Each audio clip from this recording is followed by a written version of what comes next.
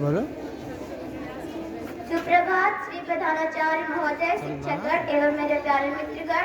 मेरा नाम चपरजी शुक्ला, मैं कक्षा 8वीं की शिष्या आप सभी के सामने रविदास का जीवन परिचय प्रस्तुत कर रही हूँ।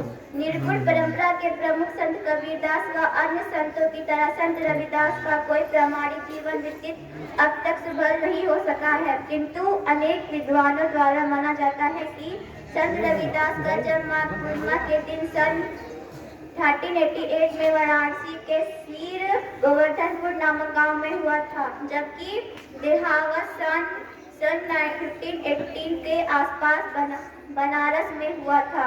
वहीं उनके द्वारा रचित वाणी से यह पता चलता है कि उनका जन्म दलित जाति के कुटुंब बांडाला नामक शाखा में हुआ था। माना जाता है कि रविदास जी के माता पिता इनका विवाह लोना नामक लड़की से करवा दिया था। ऐसा विश्वास है कि रविदास एवं लोना के पुत्र भी हुआ था, जिसका नाम विजयदास था। संत रविदास का बचपन अत्यधिक विषय परिस्थितियों में बीता था। वह बाल्यावस्था में ही उनका मन साधु संतों के प्रवचनों एवं संतगण में रसने लगा था। नाभादास तीर्थ भक्त माल के अनुसार रामानंद के 12 शिष्यों ने रविदास का नाम भी आता है, जबकि दूसरी ओर से नाई की कृति रविदास कबीर गोष्ठी में रविदास को कबीर का विषय शिष्य माना जाता है। बताया जाता है कि कबीर की भांति संत रविदास को किसी विद्यालय में विधिवत शिक्षा नहीं प्राप्त हुई थी, वह अनपढ़ कहे जाते थे। उन्होंने जो भी कहा अपने जीवनानुभव और आंतरिक अनुभव से ही वर्णित किया है। उन्हें ब्रज, संस्कृत, उर्दू और फारसी तथा कई स्थानीय भाषाओं का ज्ञान है, इसलिए उनकी रचनाओं में देश की विभिन्न बोली भाषाओं में शब्द मिलते हैं।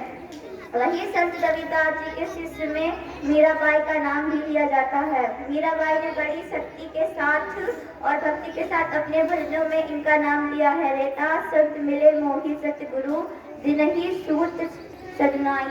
इनके साथ ही प्रियदास कीर्ति भक्ति रसमोदिनी के चित्तौड़ की झाली रानी को भी रविदास के शिष्य माना बताया जाता है। विद्वानों द्वारा क्षत्रिय राजा पीपा को भी इनका शिष्य बताया जाता है। रविदास ने एक पथ भी चलाया जो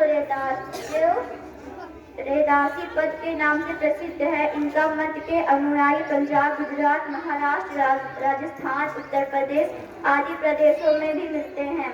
निगुण काव्य के योगदान रविदास की तरह राजीवदास भी ने अपने अंडवार व पाखंड पर जमकर प्रहार किया था। उन्हें भी अन्य निगुण साधकों की भांति तीर्थतर, मूर्ति पूजा, व्रत, उपवास व वेश धारण करना आदि विश्वास था।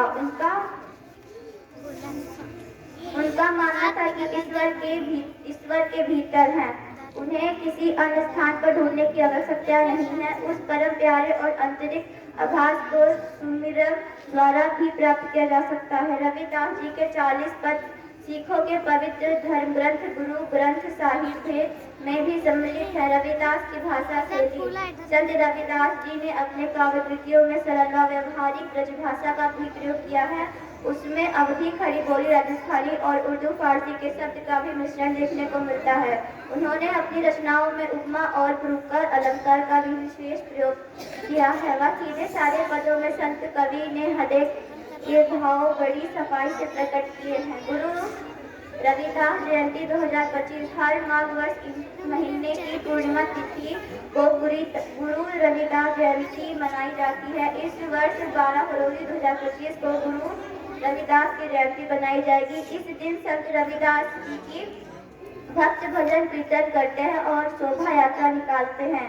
बताना चाहेंगे गुरु रविदास जयंती को मनाने के लिए विभिन्न देशों से भी श्रद्धालु आते हैं। वहीं उनकी जन्म तिथि के दिन पवित्र नदी या संगम के स्नान का विशेष महत्व माना गया है। इस दिन विभिन्न स्थानों पर भंडारे करवाए जाते हैं व भक्त दान भी करते हैं। इस विशेष अवसर पर संत रविदास जी के दोहे आज भी मंचों पर गाए व सुनाए जाते हैं। जाति जाति में जाति है जो कीर्तन के बाद रविदास मनुष्य न जुड़ सके जब तक न जाति जात। मन चंगा तो कठौती में गंगा। धन्यवाद।